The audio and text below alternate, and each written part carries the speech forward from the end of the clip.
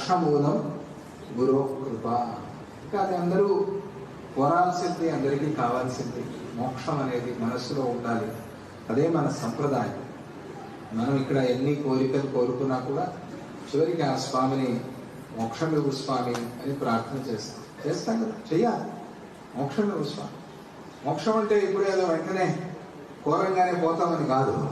మోక్షం అంటే మోక్షం కోరకూడదు. కోరితే పోవటం అనేది మరణించడం. చనిపోవటం. అది మోక్షం ఎట్లా అవుతుంది? చనిపోయిన వాళ్ళకి అందరికీ మోక్షం వచ్చేటైతే అది ఎట్లా? అది కాదు. చనిపోయిన వాడికి మోక్షం కాదు. ఆ మోక్షానికి గురు కృప అనేది కావాలి.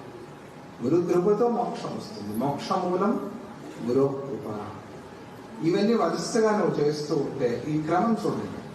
గురుమూర్తి, గురు పాదుకా ధ్యానం, గురు పాద ధ్యానం, గురువాక్య శ్రవణం, గురువాక్య పాలన, పితృవాక్య పరిపాలన అన్నట్టుగా శ్రీరామచంద్రుడిని పితృవాక్య పరిపాలకుడు అంటారు. అలాగే భక్తులు, శిష్యులందరూ కూడా గురువాక్య పరిపాలకులు కావాలి. అప్పుడు చివరికి మనకు కావాల్సింది మోక్షం. మోక్షమూలం గురు కృప.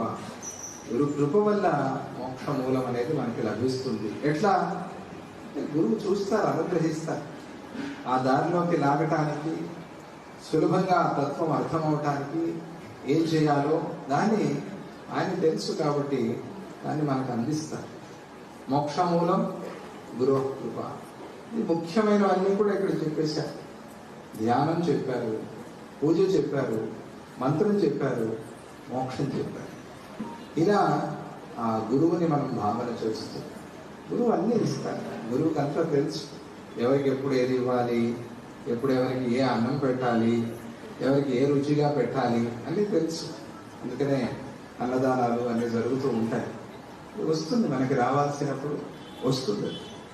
ఎవరిని కూడా అట్లా ఇవ్వకుండా గురువు పంపించటము అనేది ఉండదు.